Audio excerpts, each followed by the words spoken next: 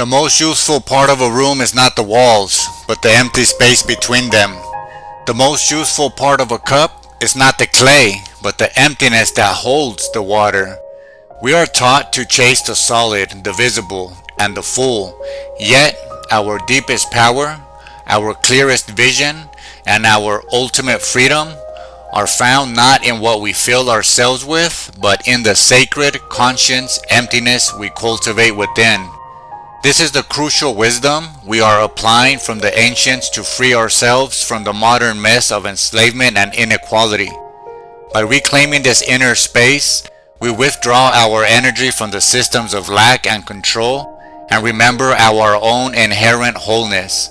This is our contribution, our 2 cents added to and fully supporting the multitude of other efforts with good intentions for the betterment of humanity.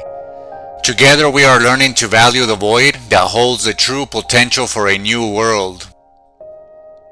Lao Tzu tells us, the Tao is an empty vessel. It is used but never filled. O unfathomable source of the 10,000 things. It blunts the sharp, untangles the knot, softens the glare, and becomes one with the dusty world. So deep, it seems to exist forever. I do not know whose child it is. It seems to be the ancestor of the gods. And in chapter 14 he tells us, look for it, you cannot see it. It is called the formless.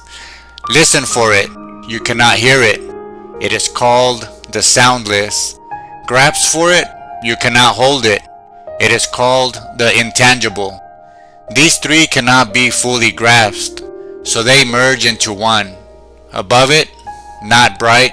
Below it, not dark. Unfathomable, it cannot be named. It returns to the state of no thing.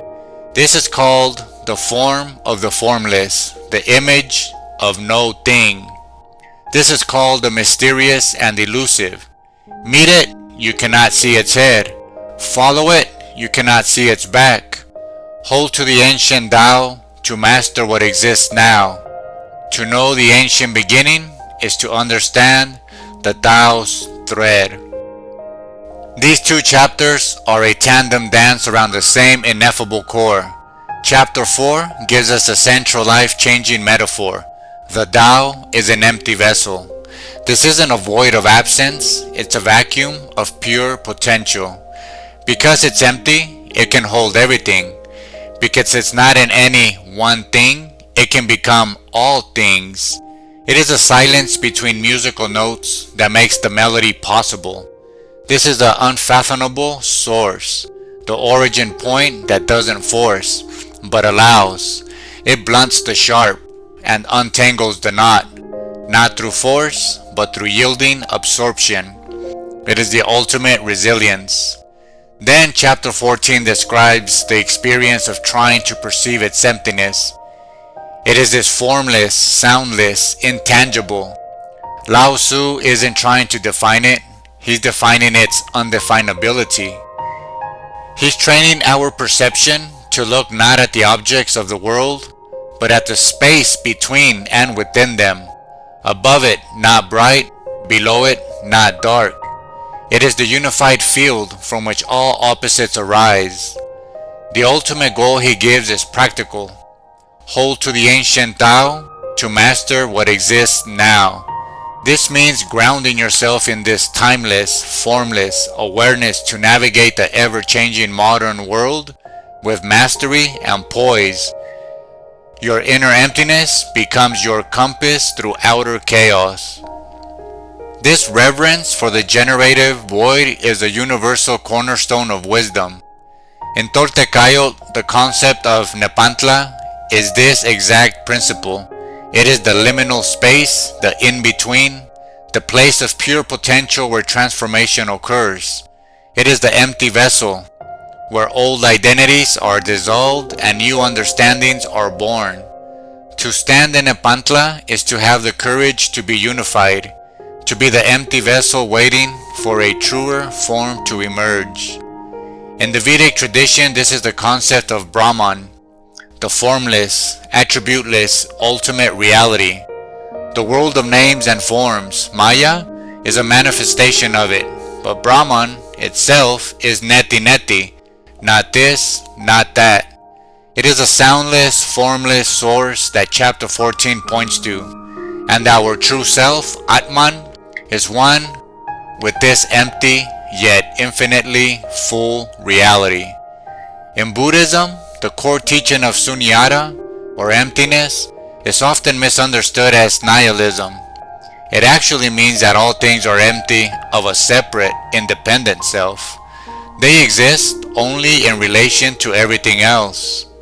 This interdependent nature is their emptiness, the very quality that allows them to connect, change, and flow. A cup is useful because of its empty space. A mind is wise when it is empty of fixed opinions.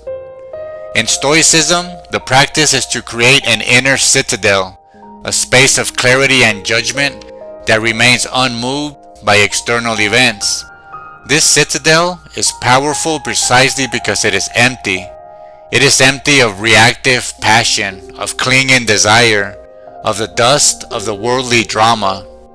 It is a vessel for right action and clear reason, mirroring the Tao that is used but never filled.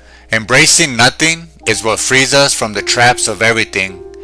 The modern world, engineered by corporations, governments, and organized religions, is a machine designed to fill your inner vessel to the brim.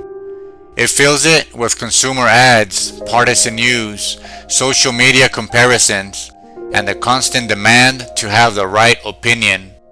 A full vessel cannot receive, a full mind cannot learn, a full heart cannot feel anything new.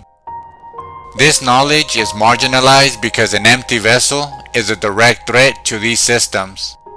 A person who is not defined by their possessions, political tribe, or job title is ungovernable. They cannot be marketed to because they desire nothing external. They cannot be led by anger or fear because their inner emptiness allows those sharp emotions to be blunted and dissolved. The entire search for outer salvation is promised by these very institutions, ceases when you find that infinite within your own empty core. These writings from 2,500 years ago give us the key to undo our shackles, the profound inequality we see, where a special few hoard limitless resources while families live with meager means and no real chance to use their gifts. It's not a natural state. It is a consequence of a system that depends on our inner fullness and external dependency. We will use this ancient key, combined with modern technology, to come together and build a world with a greater sense of equality. The application is a radical act of internal and collective hygiene. Digital emptiness. Commit to periods of soundlessness. Reject the constant noise. Let your mind be silent.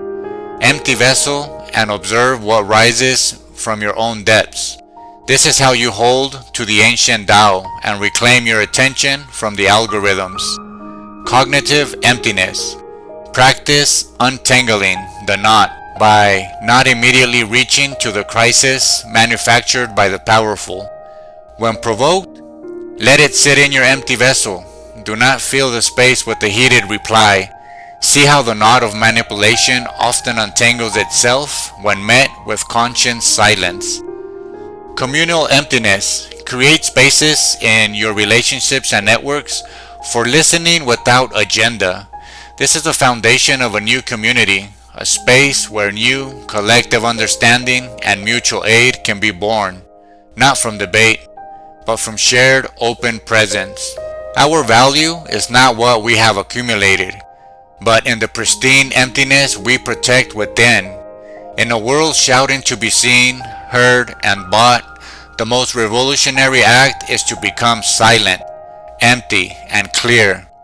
Become the vessel, not the content, for it is in our nothingness that we find the capacity to hold everything that truly matters, true connection, shared power, and the future built on equality.